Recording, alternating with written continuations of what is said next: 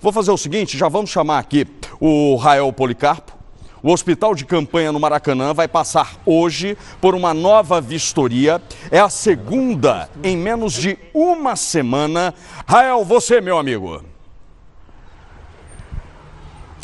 Exatamente, Gustavo. A outra vistoria aconteceu na segunda-feira passada, dia 18.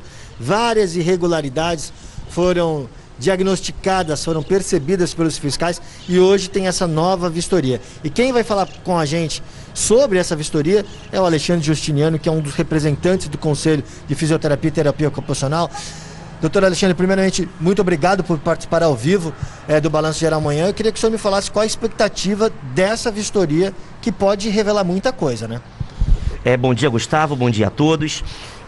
Nós do CREFITO 2, do Conselho Regional de Fisioterapia e Terapia Ocupacional do Rio de Janeiro, temos trabalhado arduamente, incansavelmente, não só em prol da saúde e integridade física dos nossos profissionais, mas, sobretudo, da saúde da população do Rio de Janeiro. Nós recebemos uma série de denúncias, semanas atrás, no qual gerou uma fiscalização no último dia 18, onde nós pudemos encontrar uma série de irregularidades. As principais irregularidades foi a falta de filtro nos respiradores. Respiradores esses tão falados ultimamente e que é necessário esse filtro. O respirador joga ar para dentro do paciente, para esse paciente respirar. E quando o ar sai, ele tem que passar por esse filtro para poder ser disperso no ar. A ausência desse filtro coloca em risco de contaminação não só fisioterapeutas, mas médicos, enfermeiros, técnicos de enfermagem, maqueiros, ou seja, todas as pessoas envolvidas no atendimento do paciente do coronavírus. Então isso foi muito grave, que nós não encontramos os respiradores com filtros. Falta de pinça, né, que a gente tem que pinçar o tubo traqueal desse paciente. Então esse paciente ele respira por ajuda de aparelho através de um tubo introduzido na sua boca. Devido ao risco de contaminação, nós tentamos o máximo possível, né, evitar essa desconexão, essa, né, retirada. Mas às vezes é inevitável. Então uma recomendação, colocar a pinça nesse tubo para que a gente possa manipular. E mais uma vez, a ausência desse equipamento simples, barato, de fácil resolução, aumenta o risco de contaminação.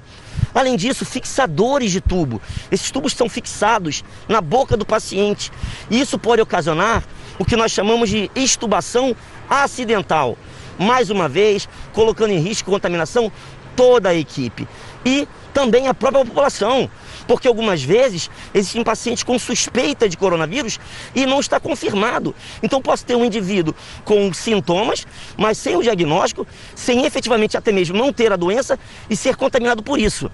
E a falta desse equipamento, porque todo o processo de intubação é um risco de contaminação. E o mais grave, os respiradores, né? Os respiradores velhos, sucateados. Para vocês terem uma ideia, a gente pode fazer uma comparação tecnológica.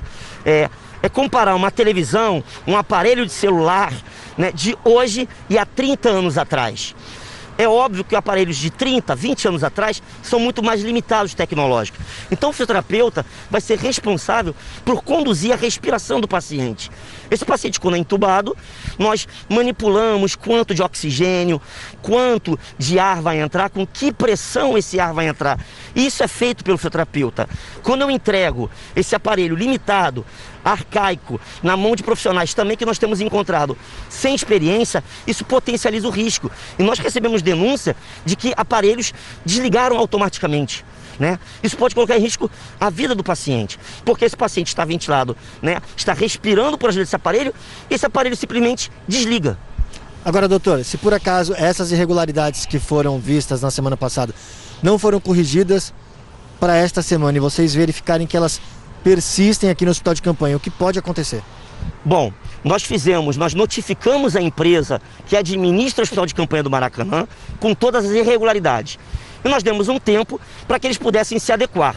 Se hoje, na nossa fiscalização, a gente observar que não houve a resolução dos problemas, nós poderemos acionar o Ministério Público, nós podemos também acionar, né, as autoridades sanitárias do nosso estado e até mesmo, por colocar em risco a integridade de saúde da nossa população, acioná-los judicialmente. Tá certo, muito obrigado, doutor, pelas informações. Gustavo, agora a equipe vai entrar no hospital para fazer essa fiscalização e a gente vai ficar aqui aguardando Quem sabe a gente não consegue ainda nessa edição do Balanço Geral amanhã mostrar o retorno do Dr. Alexandre com a equipe para falar o que eles encontraram lá dentro e como é que vai ser daqui para frente, Gustavo. Nós vamos acompanhar, Rael. Daqui a pouco eu volto com você falando mais sobre essa fiscalização muito importante nesse hospital de campanha no Maracanã. Tem que estar em ordem, meu irmão. Tem que estar em ordem para poder atender a população. Deixa eu falar ao vivo agora com o Rael Policarpo, porque acontece uma fiscalização no hospital de campanha do Maracanã e o Rael vai trazer informação para a gente. Ô Rael, já terminou essa fiscalização ou ainda está em andamento, hein? Terminou agora há pouco, Gustavo, durou cerca de 1h30 e quem vai contar pra gente quais foram as irregularidades encontradas nessa nova fiscalização é o Alexandre Justiniano, que é um dos representantes do Conselho de Fisioterapia e Terapia Ocupacional. As irregularidades da semana passada persistem, doutor? Bom, então, novamente bom dia, Gustavo, bom dia a todos. Após mais um ato fiscalizatório do Conselho Regional de Fisioterapia e Terapia Ocupacional do Rio de Janeiro, nós podemos observar algumas melhoras em relação à prestação de serviço e algumas inconsistências. Eu acho que vale ressaltar que o que tem dependido da equipe de fisioterapia, né, vem sendo minimizado os problemas que vinham acontecendo em relação à fiscalização de semana passada. Porém, o que tem dependido da administração efetiva, né, do Hospital de Campanha do Maracanã ainda deixa muito a desejar. Então nós continuamos observando vários respiradores antigos, sucateados, inadequados. A falta de uso ainda dos filtros na saída do respirador para que possa filtrar. E mais uma vez, como nós falamos anteriormente, isso coloca em risco não só a equipe de saúde que presta serviço ao atendimento, mas a população. Então isso realmente é um fator que nos preocupa muito. E além disso, ainda a falta da equipe de plantão da engenharia clínica, que são profissionais que vão dar um suporte em caso de problema, falta de luz, né, defeito no equipamento ou até mesmo queda na rede de oxigênio. Então a falta desse profissional também compromete muito a assistência ventilatória, uma vez que defeitos não podem ser rapidamente resolvidos. E isso coloca em risco a vida da nossa população. Então isso realmente nós temos que estar em cima. O Conselho Regional de Fisioterapia e Terapia Ocupacional vai estar, né, atuando, fiscalizando ainda. Ainda existe a inadequação do salário. Nós vamos estar acionando o sindicato em relação à inadequação do salário em relação à carga horária.